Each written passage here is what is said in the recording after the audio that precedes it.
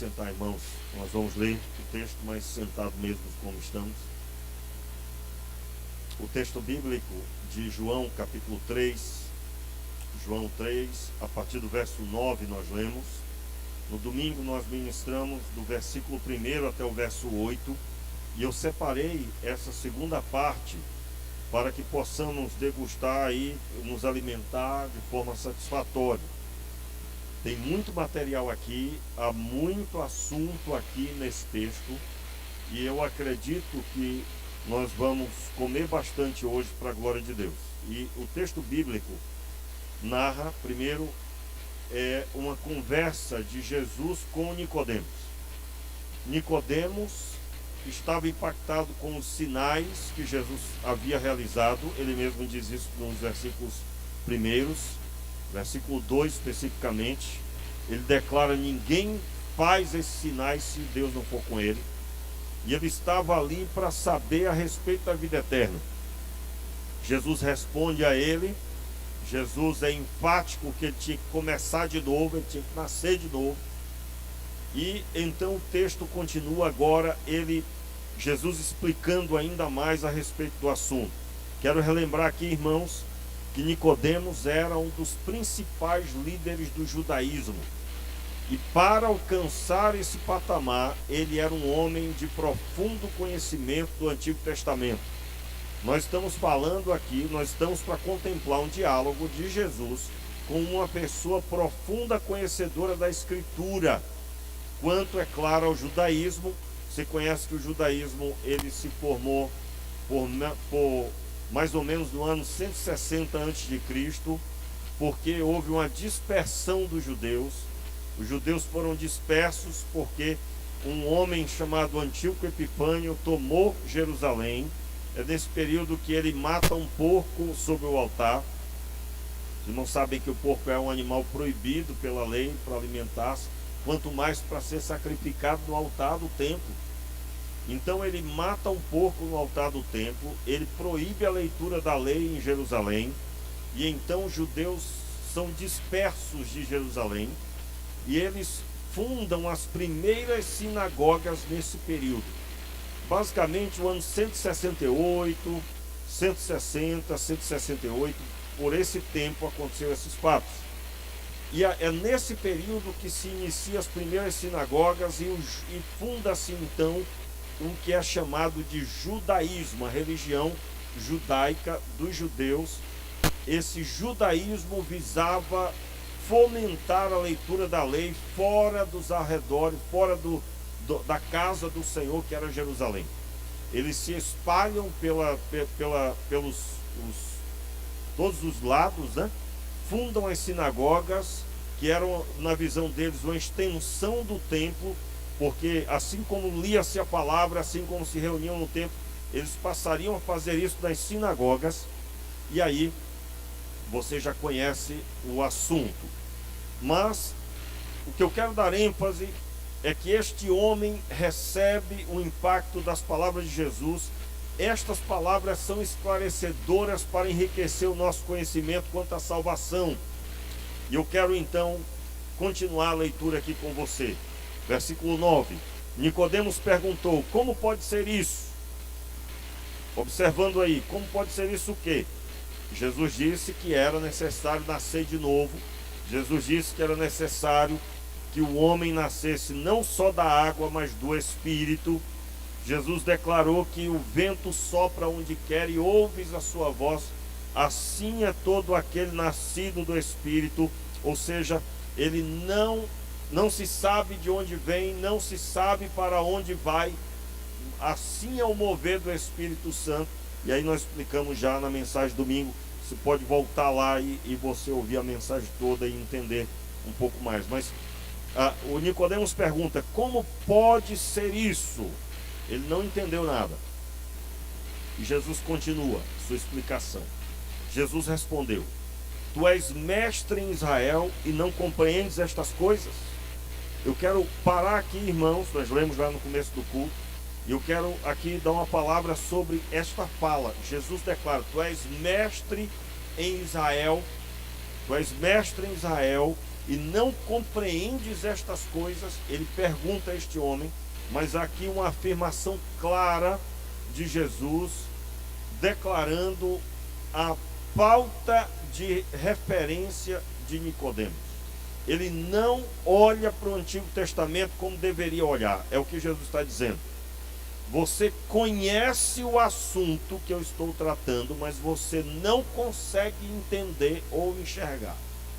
Aqui, meus irmãos, eu quero convidar você a ficar bem prostrado diante de Deus. Porque você pode ter lido a Bíblia quantas vezes for. Você pode ter estudado todos os livros do Antigo Testamento, mas você pode estar sem entender absolutamente uma palavra do que Jesus disse. Tu és mestre em Israel e tu pergunta e tu não entendes o que eu estou falando, as coisas que eu estou falando. Então vamos tomar muito cuidado. Quem é que pode estar nesse caminho? Toda pessoa que se desvia da Escritura está nesse grupo de Nicodemos. Eu comecei domingo falando sobre a necessidade de nós entendermos que quem serve a Deus é muito mais forte do que ser membro de uma denominação. Muito mais forte. Absolutamente, Deus, quando olha para nós, não nos vê como batistas. Ele nos vê como seus filhos. Então, se você imagina que Deus olha os batistas, Deus não olha os batistas, Deus olha seus filhos.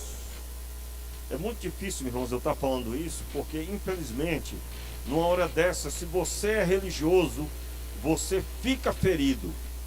Você ama tanto a denominação que você não gosta de ouvir o que eu estou dizendo. Preste atenção, porque Jesus vai voltar e naquele dia é importante que você esteja do lado direito. Pastor, eu não tenho dúvida disso. Amém, meu irmão. Mas eu estou dizendo que Jesus, o que fundou a nossa fé, ele detonou a religiosidade. E quem era religioso não aceitava que era religioso. Então é muito sério o que eu estou dizendo. Porque eu posso ter até hoje alguém que é religioso. O que é o religioso? Ele mata até hoje pela religião. Ele é capaz do que for preciso pela religião. Eu lembro que eu contei aqui já uma vez. Eu estava tendo obra na igreja. Eu particularmente, muito dificilmente você vai me ver de bermuda, né? Nada contra a bermuda, irmão. Mas eu gosto de estar sempre de calça jeans. Calça, né? Calça social. É calça. Dificilmente você vai me ver de bermuda. Mas naquele dia eu estava de bermuda, a gente estava tendo obra aqui, eu vim de bermuda. Meu irmão, teve uma pessoa de uma outra denominação, não me pergunte o nome, nem tente saber. A pessoa sempre me dava a paz do Senhor. Naquele dia que eu passei por ele, irmãos, ele olhou para mim, claramente olhou para mim. Eu digo, paz do Senhor, nem me respondeu. Depois eu fui descobrir que essa pessoa, se alguém se veste fora de tal padrão, não fala, ele não responde à paz do Senhor. Então veja bem, a que ponto nós chegamos, aonde uma nomenclatura de fé, uma aparência de fé, uma vestimenta de fé na linguagem daquela pessoa determina quem eu vou cumprimentar ou não. Agora você imagina, você acha que essa pessoa que fez isso, ela se aproxima do pecador caído no chão? Você acha? Eu não tenho dúvida de que essa pessoa não estenderá a mão para o homem caído no chão. Não estenderá. Por quê? Porque normalmente, o que eu tenho visto, irmãos, o religioso só tem amizade com quem é crente. Quero deixar claro que se você é fraco na fé, se você não suporta nem a sua vida espiritualmente, você precisa se fortalecer e você deve se aproximar de quem não é da fé a fim de influenciá-los. Portanto, você tem que ser cheio do Espírito Santo. O que, por outro lado, tem acontecido é que muitas pessoas às vezes se aproximam e acabam fazendo o que as pessoas que não servem a Deus fazem. Então isso é por falta de estrutura de fé. Quero deixar claro, irmão, o relacionamento com Deus é que vai reger o nosso relacionamento com as pessoas. Deus entrou na minha vida e gerou na minha vida uma experiência poderosa. E essa experiência deve gerar uma aptidão para falar do Evangelho. Isso é o que nos move. Tem sido uma bênção para a minha vida e eu quero para todo mundo. Tem sido maravilhoso, o vazio do meu coração foi preenchido. E eu quero essa realidade para todas as pessoas. Então a pessoa que está vivendo esse relacionamento de amor, ela se sentirá apta para pregar o Evangelho, ela vai se sentir motivada para pregar o Evangelho. E então eu quero retornar nesse assunto. Os religiosos, os que se desviaram, e aí quais são as características? O judaísmo, irmãos, no judaísmo você vai encontrar isso não é literal, né? Quando eu estudei isso no seminário, eu me lembro que era comum dizer que os judeus, no judaísmo, haviam acrescentado pelo menos 600 novos mandamentos. Depois, estudando um pouco mais, eu descobri que isso é uma força de expressão para dizer que eles colocaram infindáveis novos mandamentos. E aí o fundamento disso vem da onde? Você já conhece, você já sabe certamente, ou pelo menos a maioria, de que duas escolas rabínicas, no período em que eu citei aqui, do início das sinagogas, essas duas escolas rabínicas, elas foram observadas pelos judeus, e esses dois rabinos ensinaram que uma pessoa deveria transferir para a sua vida o comportamento de santidade, de consagração dos sacerdotes. A consagração dos sacerdotes no templo deveria ser exercitada também em casa. Então, no templo, para o sacrifício, ele lavava as mãos e os pés. E eu expliquei aqui outro dia sobre isso. E eles transferiram isso para os lares. Por isso que Jesus tem momentos que é cobrado: tu não lavas as mãos e os pés, teus discípulos também não. E aí, por que era cobrado isso? Porque o judaísmo havia instituído como prática religiosa. E Jesus foi repudiado em alguns momentos por não cumprir essas práticas. Outra prática religiosa que foi instituída por essa interpretação dessas duas escolas rabínicas, que influenciaram a formação do judaísmo. No sábado, absolutamente nada poderia ser feito numa linguagem de que foi utilizado até mesmo para dizer que uma pessoa não podia ser curada. Você vê lá o absurdo: Jesus cura um homem que tinha a mão ressequida, e aí quando Jesus cura esse homem, um fariseu diz: olha, tem 6 dias para vocês virem para serem curados, voltem nos outros dias, hoje não. Eu considero que é uma das coisas mais sem nexo que alguém possa ter dito na Escritura. Claro que ali é uma pessoa descrente, um judeu que fazia parte do judaísmo, ao ponto de que o ritual estabelecido é maior do que a alegria de alguém ser curado. Preste bem atenção. Quando eu disse aqui, se você é um religioso, você tem problema se algum ritual que você atribui que é algo santo é quebrado. É quebrado.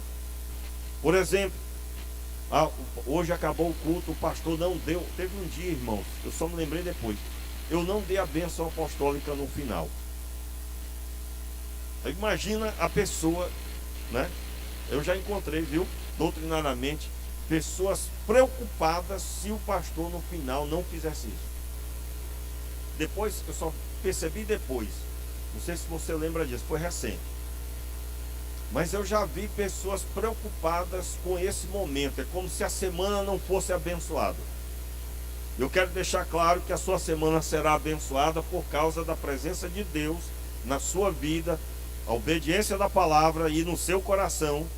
Com a bênção apostólica ou não, você é abençoado do mesmo jeito por Cristo Jesus na sua vida. Mas aquela aura ao redor do pastor, na visão do religioso, os irmãos estão me entendendo? Como assim?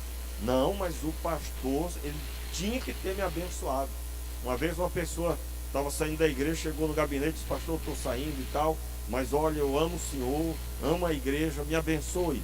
Aí eu digo: mas como assim, mesmo? Te abençoar? Não, me abençoe, pastor, porque, né? Para mim ser abençoado. Eu digo: não, rapaz, a bênção já foi feita lá na cruz do Calvário. Os irmãos estão entendendo, irmão? Veja bem, existem pastores que gostam de pintar a imagem de que eles são indispensáveis. Como assim indispensável? Olha, se você não for abençoado por mim, eu não sei o que vai ser. Lembra da história que eu contei aqui? Uma pessoa foi no gabinete do pastor, saiu, e o pastor estava fazendo umas coisas esquisitas na igreja. E aí, quando a pessoa saiu da porta, o pastor disse: ei! Aí, irmãos, eu ouvi da pessoa, né? Essa história.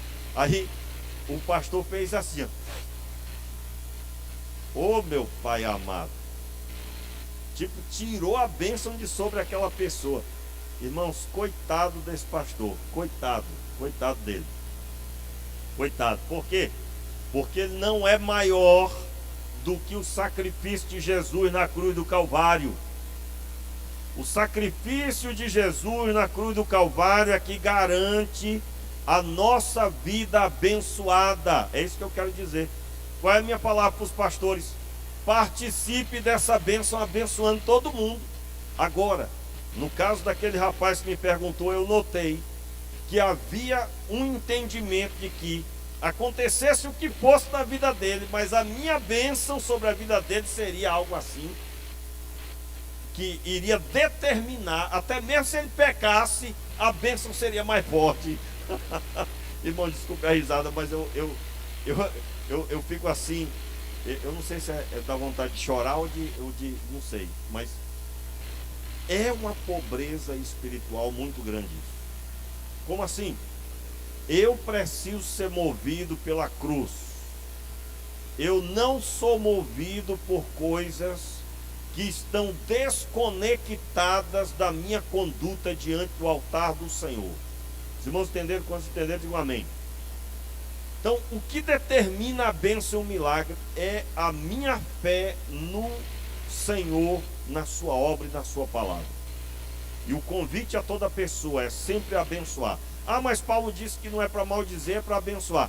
Pois é, não convém que de uma fonte saia coisa ruim, coisa boa, é o que Paulo diz. Então tem que abençoar todo mundo. Agora, se você tem como indispensável essa bênção, senão você não é abençoado, você está sendo religioso. E o religioso aí é a pessoa que entendeu que as coisas nos abençoam, os acontecimentos de alguém, a atitude de a outra pessoa para comigo é indispensável para que eu seja abençoado. E isso é religiosidade.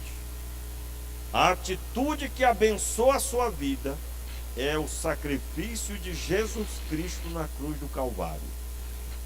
E aí, é claro, todo o relacionamento de amor é regido por essa palavra do Evangelho. E aí sim, você está fundado, firmado, fortalecido pela Escritura Sagrada. Então, a religiosidade aqui de Nicodemos é que eles tinham se desviado da Escritura genuína. Se desviado como? Ido pelo caminho daquelas duas escolas rabínicas, aonde fora imposto na igreja local coisas que não existem. Pastor, então o senhor está dizendo que no lugar onde diz assim: olha, você não pode cortar o seu cabelo, senão você... Eu estou dizendo isso mesmo, você está entendendo claramente, você entendeu tudo. E no lugar que diz só é abençoado quem tiver com a vestimenta tal, o senhor está dizendo que isso não tem nada... E você acertou, você acertou. Agora eu quero deixar claro que isso aqui não dá liberdade para você vir pelado para a igreja. Tá bom? Desculpa, palavra pesada essa, né, irmão? Mas é isso mesmo. É isso mesmo que você ouviu. Eu já percebi que às vezes no decorrer da história, hoje não, em nome de Jesus, mas no decorrer da história, todas as vezes que eu disse uma coisa como essa, tinha um ou outro animado, mas para ir para o outro lado, que era andar de qualquer jeito. Então, não aproveite a liberdade para andar no pecado. Você não deve atrair a atenção de ninguém por meio do seu corpo. Você não deve expor o seu corpo, seja homem, seja mulher. Não deve expor o seu corpo de forma a seduzir ninguém. Agora, eu não posso transformar a conduta de um crente a partir da vestimenta. Lembra da história que eu contei aqui? Todo mundo entrou de terno, aí entrou uma pessoa também, foi levado para o púlpito, aconteceu aqui em Angra. Foi levado para o púlpito, deram a palavra para o homem, uma participação, e aí entregaram a palavra para ele. Ele disse: olha, eu não sou crente não, inclusive eu sou feiticeiro, e eu vim aqui só para ver se vocês eram de Deus mesmo, como vocês disseram, como vocês dizem. E naquele dia ali, irmãos, passaram uma vergonha. Por quê? Aqui um ou outro já ficou bravo. Irmãos, eu já recebi de tudo aqui. Eu recebi gente aqui me procurando: eu queria dar uma palavra hoje aí, pastor. O senhor estava visitando. Aí eu digo: não, vamos fazer o seguinte, você me dá o nome do seu pastor, o telefone dele, eu vou conversar com ele, aí eu marco o dia para você dar uma palavra. A pessoa ficou brava da vida e nunca mais apareceu. Meu irmão, o que eu posso fazer? Ainda mais eu tendo ouvido um testemunho desse, né? Eu não vou dar um mole desse. E nós batistas temos esse costume, nós queremos saber quem é, de onde veio, como assim, para que não venhamos a ouvir algo que não tem estrutura nenhuma. Irmãos, eu me lembro, eu estava lá, ninguém me contou, eu estava lá, na igreja, o pastor, na época era o pastor Agostinho, chamou à frente o pessoal para dar testemunho, e veio uma moça. Aí a moça deu testemunho: irmãos, eu quero agradecer a Deus que eu fui muito abençoado, eu tinha terminado com meu noivo, meu namorado, e aí nós voltamos, fizemos até uma viagem, irmão.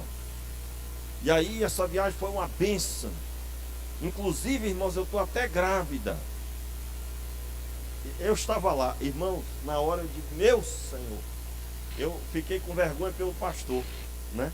Coitado, ele dirigindo o culto, ouvindo aquilo, toda a igreja olhando uns para os outros. Pastor, mas qual o problema aí? Se você disse isso, você está perdido, meu filho. Namorado, viajaram juntos, só os dois, foi uma bênção na linguagem dela. E ela ainda disse assim: estou até grávida. E o casamento? Aí o pastor Agostinho, aquele jeito durão, né? Ele disse: olha, meu irmão, minha irmã, tem que casar, viu? Aquele jeito. Os irmãos conhecem aqui, ele foi pastor aqui no passado. E ele teve que dar aquela palavra, não tinha jeito, tinha que se pronunciar. Mas é o risco de entregar a palavra sem primeiro tomar o cuidado. E isso aconteceu sem nenhum... Como que uma coisa dessa ia acontecer? Então, preste bem atenção. Nós precisamos atentar para algo muito sério. Você conhece a Escritura? Leia a Escritura como se fosse a primeira vez. Nicodemos conhecia muito bem a Escritura, mas não estava entendendo a mensagem de Jesus. Tu és mestre em Israel e não compreendes essas coisas? Versículo 10.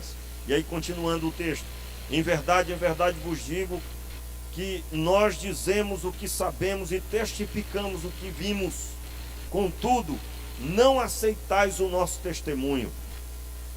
Se vos falei de coisas terrestres e não crestes, como crereis se vos falar das coisas celestiais? Eu quero destacar aqui que Jesus, em outras palavras, está dizendo para ele assim: olha só, eu usei exemplos humanos, falei de coisas da terra, dei exemplos, expliquei numa linguagem humana, cotidiana, e você não entendeu. Imagine se eu fosse abrir as coisas profundas dos céus. Aqui, irmãos, mais uma vez eu convido você a no seu coração se prostrar. Porque esse texto mostra que assim como foi com Nicodemo, muitas vezes, irmãos, vou citar para você aqui uma coisa grave, gravíssima. Hoje não acontece mais, né? Mas no começo do ministério aqui, eu me lembro que todo ano, eu tinha que explicar para a igreja sobre festa junina. Irmãos, baseado na Bíblia. E eu notei que pelo menos dos primeiros 5 anos, as mesmas pessoas perguntavam. Isso é um assunto, irmãos, tão simples na Escritura. Tão simples. Eu estou dando esse exemplo para dizer para você o seguinte. Você imagina uma pessoa que tem a mesma dúvida todo ano. Sabe o que é isso? Significado de dureza de coração. Por quê? Se ela tivesse vontade de saber mesmo, na primeira vez que ela teve a dúvida, ela buscaria a resolução até o coração dela compreender. Até o coração compreender. O ser humano, meus irmãos, ele é escorregadio. Ele procura escapar e se fingir de que não entende para poder continuar fazendo a prática. E aí quantas vezes eu fui explicar? Agora preste atenção. Você acha que essa pessoa terá acesso às profundas coisas do Senhor? Você acha? Se ano após ano a dúvida dela é para as coisas corriqueiras. Veja bem, olhe para Paulo, e o apóstolo Paulo, ele destaca o momento que ele foi arrebatado até o céu. Paulo foi levado a uma experiência que talvez naquele momento, naqueles anos, ninguém teve. Agora veja a estrutura de Paulo, seus textos. Sabe o que foi que Deus fez? Paulo tem te falado muita coisa, mas eu vou mais a fundo com você. Vem aqui. Sobe aqui. Em outras palavras, irmãos, os crentes que ano após ano não entendem textos básicos. Eu não entendo essa parte. Toda vez que eu leio esse texto eu tenho dúvida. Meu irmão, como Deus vai explicar para você as mais profundas? Em outras palavras, esgote as coisas básicas para que Deus possa ir mais a fundo com você. Que o Senhor Deus tenha misericórdia de nós, irmãos. Aí entra nesse grupo um monte de assunto. Namoro do crente com o não crente. Aquela pessoa que eu não entendo isso. Então vai estudar. Me chame para estudar. Terei prazer em estudar com você. Estou dando só um exemplo. Esses assuntos são assuntos básicos. Outro assunto. Não sei, pastor, se no Novo Testamento é para dar dízimo. Dei o exemplo hoje aqui. Me chame para estudar. Terei prazer em estudar. Eu estou aqui para te auxiliar. Fui constituído por Deus para isso. É nesse sentido que eu estou dizendo. Meu irmão, eu tenho toda a paciência e cuidado para liberar sobre a sua vida. Mas eu estou dizendo que assuntos que nós, ano após ano, temos dúvida e não cessamos, não resolvemos, como que Deus poderá ir a fundo conosco em coisas mais profundas? É o que o Senhor está dizendo para Nicodemo. Se eu vos falei coisas terrestres, assuntos básicos, e você não entendeu.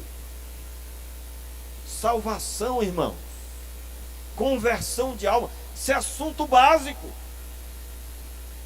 Tenho dito, irmãos, quem me move para pregar aqui é o Senhor, Eu não sou movido pelas pessoas. Mas se eu fosse movido pelas pessoas, eu digo a você que talvez eu já por várias vezes eu teria desanimado ao ponto de talvez não ter o que pregar. Por quê?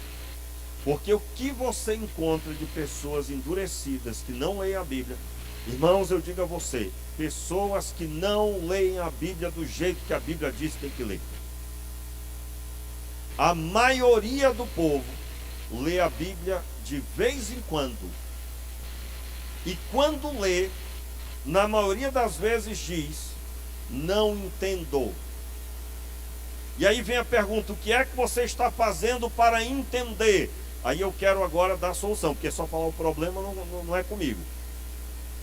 Eu, quando quero aprender um assunto, eu vou ler sobre o assunto, e vou buscar em várias fontes, e vou ouvir estudo bíblico de pessoas que eu sei que estudaram bastante, que vão ter solução sim para aquela situação. Eu me lembro, irmãos, de um período que eu tive algumas questões para resolver doutrinário no meu coração, que foi sobre como aconselhar casais que se casaram numa condição de problema extremo. Eu me lembro, irmãos, foi um casal que frequentava aqui. O rapaz frequentava quando estava num casamento, depois ele apareceu, se separou da esposa, apareceu com a outra moça e logo sumiu. E quando voltou, espaço de 6 meses, voltou casado com essa moça. E foi um período difícil porque eles pediram aconselhamento e eles, no gabinete, foi revelado. Eu perguntei, como vocês se conheceram? Irmãos, foi um silêncio no gabinete. Como vocês se conheceram? A moça estava desconfiada dele, que ele não era fiel. E aí eu perguntei, como vocês se conheceram? Irmão, silêncio absoluto no gabinete. E aí foi revelado que na verdade o casamento havia acabado por causa daquela senhora. Ela era amante dele. E eu, impactado com aquela experiência, digo, vocês casaram? Casamos faz 2 meses. E aí me contaram toda a situação, estarrecedora a situação. E eu fiquei ali impactado com aquilo. Eu já sabia a resposta que eu deveria dar a eles, mas eu pedi uma pausa. E olha, eu preciso de umas 2 semanas para a gente retornar nessa conversa. Irmãos, foram 2 semanas que eu persegui esse assunto estudando a respeito. Reli todos os textos, tudo que eu sabia da doutrina. Reli os principais textos que Jesus proferiu sobre casamento, sobre adultério. Fui estudar e fui ouvir as pessoas que eu conheço que tem muito material e que tem fundamento doutrinário. Ouvi mais de uma vez as mensagens para me encontrar de novo com aquele casal e dar o conselho para um casal que estava pedindo ajuda. Preste bem atenção. Dar um conselho, dizer que Deus disse uma coisa que Deus não disse, é algo seríssimo. Você entende isso? Então, quando você aconselha alguém e fala assim, assim diz a palavra, você tem que ter certeza. Aí vem a questão. Você está rodeado de pessoas que precisam da palavra de Deus. Se você não sabe, se você não tem convicção, você não pode falar assim diz a palavra de Deus. Por isso, que com isso eu estou dando fundamento de que todo crente tem que estudar a Bíblia. A não ser que você não quer falar de Deus com convicção para as pessoas, e principalmente, irmão, pessoas que você ama na sua família. Eu não vou entrar nessa questão porque eu não tenho muita certeza. Você deveria ter. Um dos problemas graves que nós temos no rebanho em todos os lugares, parece que conhecer a Bíblia é só para os pastores. Deixa isso com os pastores. Só que você, para falar para os seus filhos, você tem que ter convicção. Para você resolver problemas ali na sua casa, você tem que ter convicção em Deus. Você tem que decidir certo. O pastor não estará lá para decidir por você. Quem Deus colocou para tomar a decisão é você. E você tem que saber a palavra de Deus a respeito disso. Quantos estão entendendo o que eu estou dizendo? Irmãos, é de estremecer, é ou não é? É ou não é? Então, meu irmão, mude a sua conduta. E agora, olha, irmão, não tem dúvida. Se você quiser saber, pastor, quem são as pessoas que só ouve? Meu irmão, eu tenho pessoas, só ouço essas pessoas. E Deus as conserve, Deus tem misericórdia. Um deles tem a minha idade de ministério. Né? Quando o osso sai toda vez muito feliz, porque tem para alimentar. Eu só ouço pregação. Claro, meu irmão, claro que ouço. E ouço as minhas para poder corrigir. Não, isso aí não ficou tão bom. O cara é melhor assim. Aliás, irmãos, o tempo que eu ouvi a pregação para depois editar, foi um período de grande crescimento, porque eu sempre me cobro melhorar nas pregações. Eu entendo que assim deve ser todo pastor. Eu quero, com essas palavras, dizer para você que você precisa dessa humildade. Meu irmão, em nome de Jesus, estude a Bíblia. Estude a Bíblia. Você tem filhos. Se você não tem, você vai ter um dia. Você tem decisões para tomar. O Senhor prometeu que vai te abençoar, mas você tem que andar conforme a Escritura. Pastor, e o casal? Meu irmão, deixa para lá. Isso aí já foi resolvido lá. Foi duro o conselho, mas é o conselho da palavra de Deus. Eu não posso falar o que a Bíblia não diz. E não posso dizer o que a Bíblia, aquilo que a Bíblia diz não é bem assim. Tem que ter fundamento. Continuando a leitura. Aí vem o trecho especial que diz assim, verso 13: ninguém subiu ao céu senão o que desceu do céu, o Filho do Homem que está no céu. Está entre colchetes aí o que está no céu. Isso tem um fundamento, tem uma explicação, porém nós não vamos entrar nesse padrão agora. A ênfase aqui é que Jesus assume que ele veio do céu. Ele está falando dele. E o verso 14 então declara: assim como Moisés levantou a serpente do deserto, da mesma forma importa que o Filho do Homem seja levantado. Para que, verso 15, repita: para que todo aquele que nele crê tenha a vida eterna. Aqui nós vamos então para um trecho especialíssimo. Abra sua Bíblia aí em Deuteronômio, aliás, Números 21. Números capítulo 21. Eu tenho ainda ali 9 minutinhos. Nós vamos percorrer esses 9 minutos. Diz assim a palavra, Números capítulo 21. Eu preciso ler esse início aí, que fala sobre a serpente de bronze. Veja bem, no texto de João, no capítulo 3, verso 14, Jesus cita que assim como Moisés levantou a serpente do deserto, da mesma forma importa que o Filho do Homem seja levantado. Importa que o Filho do Homem seja levantado. E aí nós temos que compreender o que Jesus estava dizendo. Veja que Jesus mais uma vez está usando o Antigo Testamento para falar das coisas do reino para Nicodemos. Está escrito assim a partir do verso 4 do capítulo 21 de Números. Quem encontrou, diga amém. Verso 4: então os israelitas partiram do Monte Or, pelo caminho do Mar Vermelho, para rodear a terra de Edom. Mas o povo se tornou impaciente no caminho e falou contra Deus e contra Moisés. Repita aí comigo.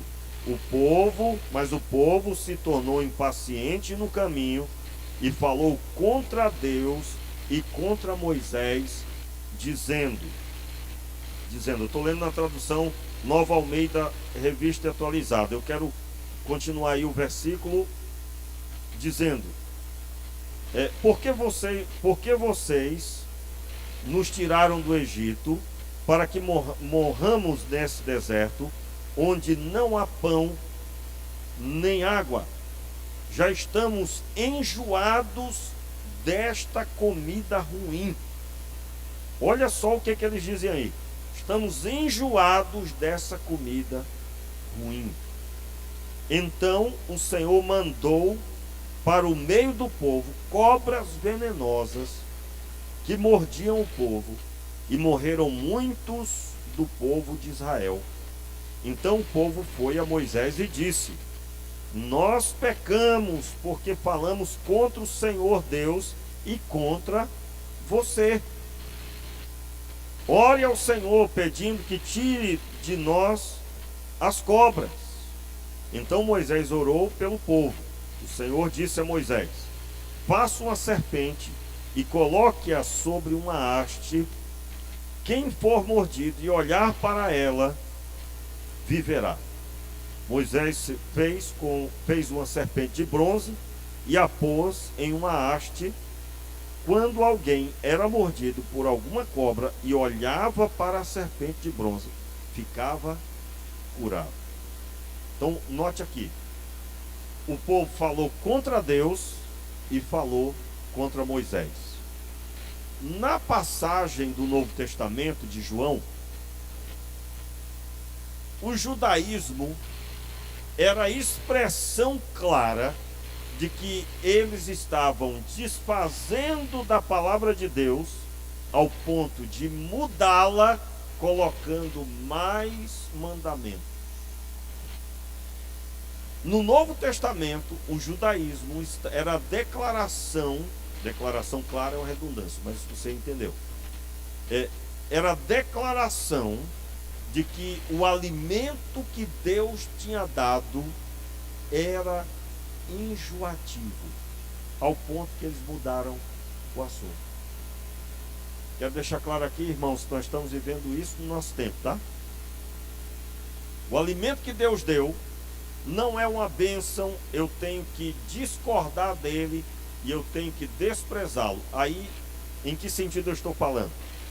Nós estamos vivendo um tempo onde a igreja se tornou, em muitos lugares, um lugar que é para agradar as pessoas. Um lugar que é para agradar o povo. Seja pelo formato do culto, seja pelo formato de quem se torna membro. Eu falei aqui, irmão, sobre a perseguição sobre as igrejas. Inclusive eu pretendo colocar no grupo da igreja sobre esse assunto. Aconteceu já aqui em São Paulo, uma igreja foi ao cartório dar entrada no CNPJ.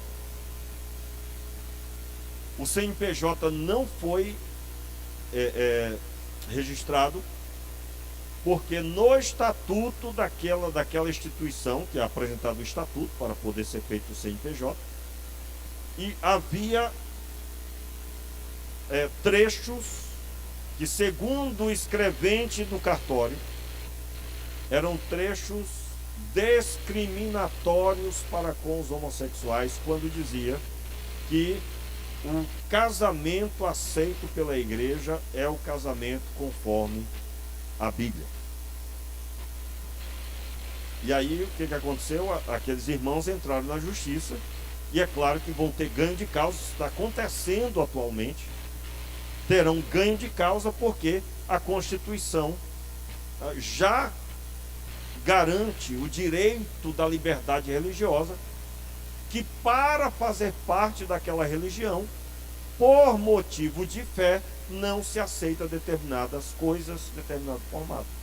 Estou colocando no português aí comum. Mas é claro que o escrevente deve ser partidário de que a igreja deve receber todo mundo. Por isso que ele viu ali um ponto para repudiar o registro daquele CNPJ. Então, observe que o discordar gera problema para muita gente. E aí você tem um número crescente de igrejas que tem recebido, independente do formato que seja. Irmãos, existe uma igreja aqui em São Paulo que, inclusive, ela, no púlpito, as pessoas utilizam a linguagem de grupos excluídos. Estou tentando colocar num português mais adequado aqui. A igreja tem esses grupos, eles são lidos como grupos que fazem parte da igreja, e aí você já entendeu o que eu quero dizer. E essa bandeira tem sido levantada cada vez mais. Por quê? Você vai fazer uma entrevista com essas pessoas, elas vão dizer sobre essa igreja o seguinte: por isso que eu amo essa igreja, que ela recebe todo mundo. Mas só que a receber assim, venha como está, e permaneça como está. Nos Estados Unidos, em alguns lugares, você não pode interferir dando um conselho sobre a vida da pessoa. Só para você ter uma ideia. Existem igrejas, e muitas delas já fecharam no decorrer da história, porque o fundamento de que um pastor, ele deve buscar ensinar a Escritura e fazer com que os seus membros observem a Escritura Sagrada é vedado, porque a pessoa, na vida pessoal dela, não pode ser atingida, não pode ser agredida com conselhos externos. Os irmãos estão me entendendo o que eu estou dizendo? E aí, os pastores, as lideranças das igrejas, por fraqueza bíblica doutrinária, vão cedendo a esse clamor, e a possibilidade é de que estas igrejas sofrerão abalos financeiros, abalos porque os seus membros vão pressionando a liderança. É aquela igreja que a pessoa diz: ah, pastor, mas que culto, toda vez a mesma coisa. Irmãos, culto ao Senhor é algo pessoal que você está prestando a Ele aí no seu coração. E que se aqui na frente se tornar um talk show, o que é o talk show? Se você for fazer um estudo sobre isso, você vai encontrar que o talk show é a busca de ter a atenção do maior número de pessoas por meio de coisas interessantes no palco. E aí, quando que isso pode acontecer no nível menor? Irmãos, abram as suas Bíblias no Salmo 23. Aí a pessoa diz: de novo? Esse salmo eu já sei de qual é salteado. Toda vez a gente lê João 3,16, todo ano. Período Natal, cantata de Natal, mas a gente já sabe tudo isso. Ou seja, a pessoa, ela olhou para a igreja, ela está reclamando do que foi conquistado com preço de sangue. Irmãos, nós estamos aqui reunidos, foi conquistado com preço de sangue, o sangue de Jesus. Eu estou dizendo que nós estamos vivendo um tempo onde as pessoas olham para a comida que Deus deu e também estão sujeitas a reclamar da comida. Mas todo culto tem que ler versículo a versículo. Aí você vai ver as mensagens que mais são assistidas na internet. 7 passos para vencer a depressão. 7 decisões que vão enriquecer você. Aí, a pastorada, ela está sujeita a ser assediada para ir para o mesmo caminho. É chamada mensagem de autoajuda. E a pessoa clica, porque ela tem problemas financeiros, ela quer resolver esse problema. Meu irmão, não tenho nada contra você ouvir essas mensagens, desde que você tenha os seus pés firmados na Escritura. Eu não estou reprovando sua liberdade de ouvir as mensagens, mas eu estou dizendo que se você está à procura de novidade, os textos da Bíblia são os mesmos há milhares de anos. A riqueza da Escritura é que quando ela entra no seu coração e gera fé, você vai ser cheio da graça e da misericórdia de Deus. E é isso que move as nossas vidas. O que move as nossas vidas é ler a Escritura e ter a convicção de que o Senhor está aqui falando conosco. O que move as nossas vidas, aliás, é a convicção de que há um Deus vivo e verdadeiro. E isso não é obra das nossas mentes, porque Ele é vivo e Ele se manifesta nas nossas vidas. Ele pode ser sentido, Ele pode ser ouvido e Ele pode ser visto por meio dos seus milagres, e nós temos visto. O que gera a satisfação é nós rompermos com toda e qualquer mornidão, frieza, e reconhecermos sim que estamos caminhando para a frieza espiritual.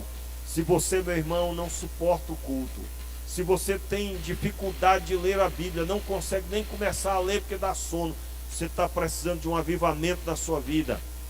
Porque ouvir a voz do Rei dos Reis deveria ser algo de prazer, que gerasse prazer no seu coração. É a carta de amor de Deus para nós, a Escritura Sagrada. E então, eu li o texto de Deuteronômio para dizer que o povo, por causa disso, o Senhor enviou as serpentes, e eles eram mordidos, e muitos morreram por causa disso. E é exatamente o que até hoje acontece. Porque repudia a Deus, o próprio Deus vem com a correção. Meus irmãos, se você é filho de Deus, Deus vai corrigir você. Olha só, se você é um filho do Senhor, se é filho de Deus, e você está desprezando a riqueza da sua graça, das coisas que Ele constituiu para te abençoar, reclamando da família. Você sabia que tem gente que nem família tem?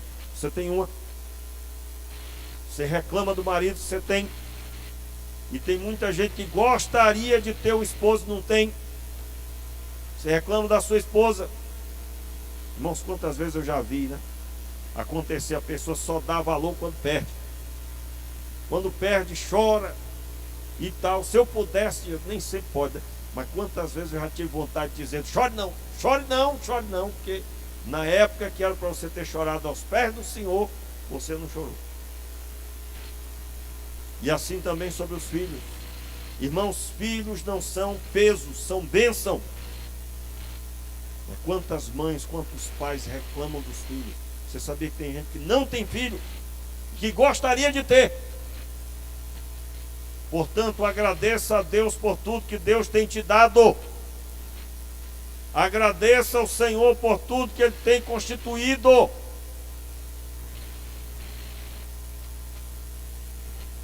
Porque a reclamação das coisas que Deus dá pode trazer a correção de Deus sobre as nossas vidas. Meu irmão, em nome de Jesus. E aí Jesus utiliza isso. Veja, ele estava falando com o fariseu. Certamente Jesus estava dizendo: você, para ser salvo, você tem que entender isso, Nicodemo. Porque exatamente o povo de Israel estava nesse mesmo caminho naquele momento. E Jesus então declara, verso 15: porque para que todo aquele que nele crê tenha vida eterna. Entenda, Jesus sobe um degrau aqui maior. No Antigo Testamento, quando olhava-se para a serpente de bronze, a pessoa tinha a vida dela preservada. Só que essa vida teria fim. E se você ler depois, você vai ver que o povo de Israel fez muitas outras atrocidades pecaminosas. Você vai ver que o povo de Israel fraqueja novamente outras vezes. Aqui não. Aqui Jesus está dizendo assim, irmãos: no deserto o povo pecou, olhava para a serpente e teve a vida de volta. Mas quando o Filho do Homem for levantado, não terá somente a vida aqui nesta terra, mas terá a vida que vai à eternidade. Eu quero deixar claro aqui, irmãos, que Jesus está declarando para Nicodemos algo superior. Ele está dizendo: você terá que olhar para o Filho do Homem no madeiro, na cruz, e crer. As pessoas que eram picadas pela serpente, elas precisavam acreditar que olhando para a serpente seriam curados. Jesus está dizendo aqui para Nicodemos: você vai ter que crer. Quando o Filho do Homem for levantado no madeiro, você precisará olhar e reconhecer que para a salvação isso foi feito.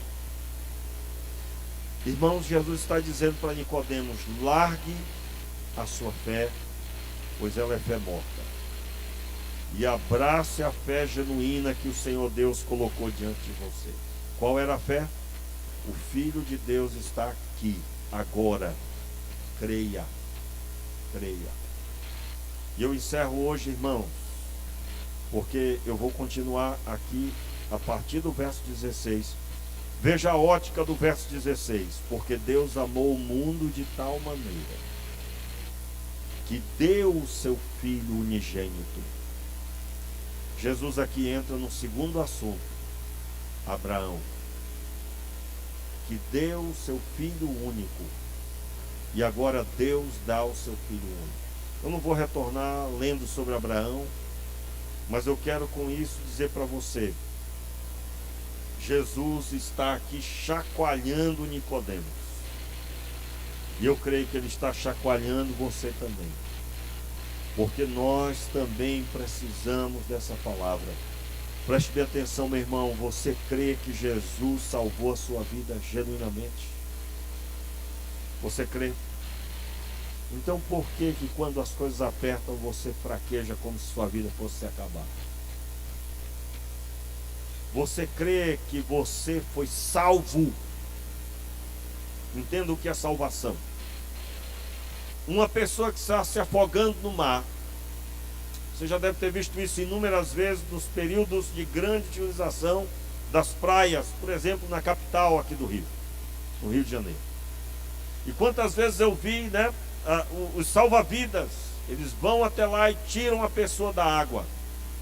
E quando eles retiram aquela pessoa, a frase é dita por todos: ele foi salvo. Não existe salvação para essa pessoa se ela continua se afogando. A salvação só é proferida quando está na praia, seguro. Você que diz que é salvo, mas continua se afogando. Você é salvo? Então por que você se porta com desespero diante dos problemas? Eu estou dizendo que assim como Jesus chacoalhou a vida de Nicodemos, a fé de Nicodemos, talvez a sua fé precise ser chacoalhada hoje aqui também. Por que é que você declara que é salvo, mas se porta como alguém que está sendo afogado? Não pode se levantar nenhum problema, irmãos, é aquela pessoa que ora para que nada de mal aconteça. Parece que ele vai andando, tudo tem que ser maravilhoso, não pode ter um probleminha. Bateu o dedão do pé numa pedra, já acabou o dia para ele ou para ela. Não é isso que Jesus nos prometeu. Ele nos prometeu que assim como ele venceu o mundo, nós também venceríamos. Mas nós deveremos ter bom ânimo. E eu quero convidar você a ficar de pé. Sobre esse assunto vamos continuar no próximo culto. Mas hoje o Senhor Deus te chama a uma conversa. Você está na presença dele? Você compreendeu a fé? Você se porta como alguém genuinamente salvo? Ou você está na falsa religião? Meu Pai, tenha misericórdia de nós. Nos livre, Senhor, de nós mesmos. Nos livre da falsa religião. Nos livre, Senhor, das máscaras de fé. De uma conduta aparentemente adequada, mas distante na realidade. Senhor, livra-nos, Senhor. Perdoa os nossos pecados, Pai. Perdoa, Senhor, toda dureza de coração, Senhor. Tudo que temos feito que não tem te agradado, perdoa, Pai. E eu falo assim, me identificando com os meus irmãos, te pedindo, Senhor, livra-nos de todo mal, mas nos abençoe de forma que possamos viver a genuína fé. Abre os nossos olhos, Senhor. Nos dê, Senhor, um coração apto para te servir, meu Pai. Oramos assim, meu Deus, no nome de Jesus. Levante as tuas mãos.